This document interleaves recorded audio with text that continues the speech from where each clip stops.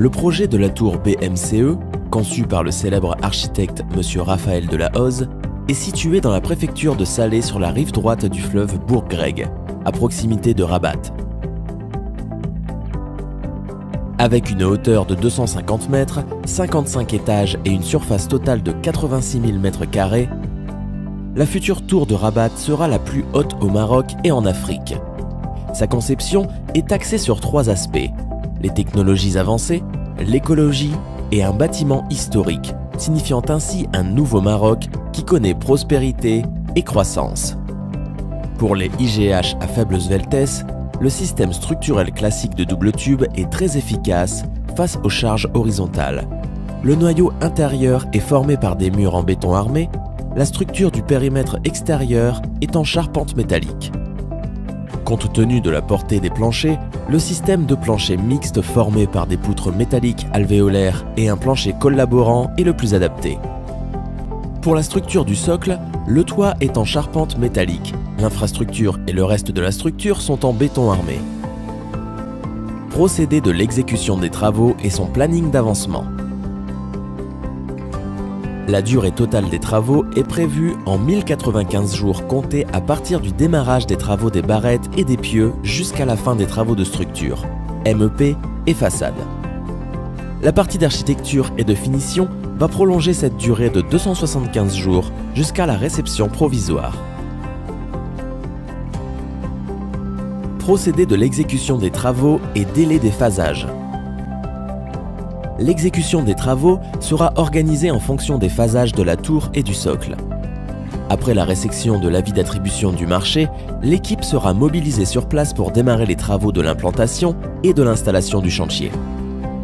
Dès que les études sont approuvées, les travaux de réalisation des pieux et des barrettes seront démarrés à partir de la zone centrale de la tour. Il est prévu une durée de 197 jours pour terminer l'ensemble des pieux et des barrettes. Réalisation du rideau de pale-planche pendant les travaux de terrassement. Le dispositif de rabattement de la nappe est mis en place. La mise en place des puits de recharge et du rideau de pale-planche tout au long de la voie ferrée ainsi qu'un terrassement en talus assure contre tout risque sur cette voie.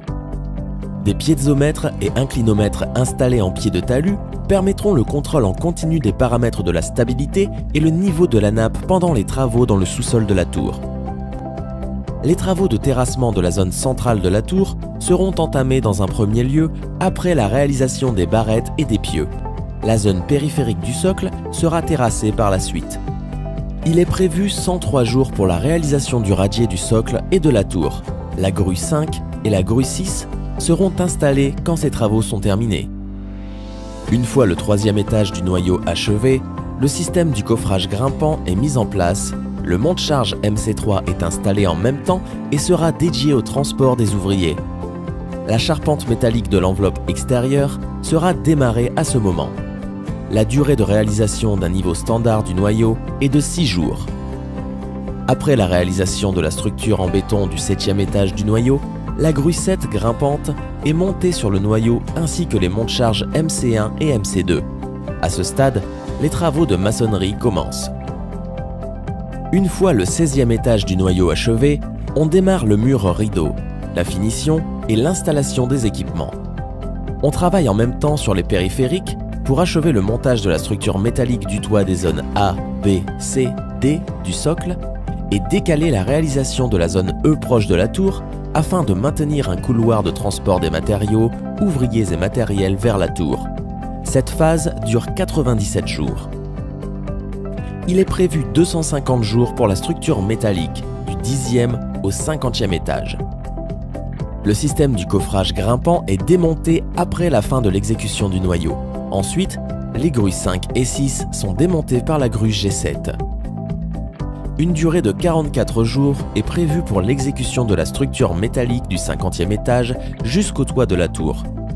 Pendant cette phase, une grue type M270 est installée pour démonter la grue 7. Une autre petite grue de type SDD 525 est montée sur la grue M270 pour démonter cette dernière. Par la suite, les travaux sur le toit et le mur rideau extérieur sont achevés et la grue SDD 525 est démontée manuellement. 103 jours après l'achèvement de la structure métallique de la tour, les ascenseurs provisoires d'exécution MC1 et MC2 sont démontés et un ascenseur définitif est utilisé pour terminer les travaux de finition restants. Le montage des murs rideaux restants au droit des fixations des ascenseurs provisoires est achevé 35 jours après démontage de ces derniers. Après l'achèvement de murs rideaux, la structure de podium E sera terminée en 25 jours et la finition sera entamée entièrement. Il est prévu de terminer la finition, l'installation des équipements et les travaux extérieurs dans un délai de 275 jours en vue de l'achèvement global du projet. Une phase de testing et commissioning pour le réajustement de l'ensemble des équipements est prévue en préparation de la réception provisoire. Équipements et techniques clés de l'exécution. Organisation et équipements pour transport vertical. 2 grues à tour avec bras mobiles type XGTL 500, G5, G6 seront installées pour la tour et 4 grues à tour type MDT 269 J10 seront installées au niveau du podium. Après l'achèvement de 7 étages du noyau de la tour, une grue à tour grimpante avec bras mobiles type XGTL 500, G7 sera installée à l'intérieur du noyau. G5 et G6 seront chargés de l'installation de la structure métallique extérieure et G7 sera chargé de l'exécution du noyau de la tour. À l'extérieur de la tour, 2 ascenseurs provisoires de grande vitesse type SC200-200G seront installés afin de transporter le personnel, le matériel et les matériaux. La vitesse de service de ce type d'ascenseur atteint 96 mètres par minute. Un ascenseur provisoire spécial de grande vitesse type SC200-200G, conforme aux exigences et aux normes du transport du personnel, sera installé à l'intérieur de la cage d'ascenseur du noyau de la tour et desservira tous les étages jusqu'au niveau atteint par le coffrage grimpant. Au moment propice à la fin des travaux de finition, on procède au changement de l'ascenseur provisoire en un ascenseur définitif. Système de coffrage du noyau.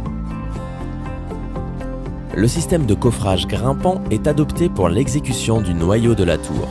Ce système est complètement fermé de l'extérieur et permettra l'achèvement de la structure du noyau avec sécurité et efficacité.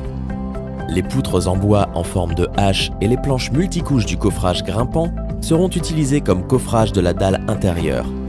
Le plancher collaborant à l'extérieur du noyau de la tour sera utilisé comme un coffrage perdu. Grâce à ce système, l'avancement du noyau de la tour sera d'un niveau par 5 à 6 jours. Envoi de béton par pompe. Afin de satisfaire les besoins de transporter le béton de haute caractéristique au niveau supérieur de la tour, 2 pompes de grande pression type HBT 9035CH seront installées. Ces pompes sont équipées d'une conduite d'épaisseur de 12 mm avec une haute résistance au frottement et une capacité d'envoyer le béton C75 à 235 mètres de hauteur. Un bras télescopique avec un rayon de travail de 18 mètres sera fixé sur le système de coffrage grimpant du noyau. Installation de murs rideaux. Les éléments du mur rideau seront assemblés à l'usine et installés sur site à chaque étage. Des crochets de suspension seront prévus à chaque étage pour installer une extension de plancher permettant de recevoir les colis et transpalettes des murs rideaux. Ces colis seront transportés par la grue à tour à l'étage de destination. Application de BIM.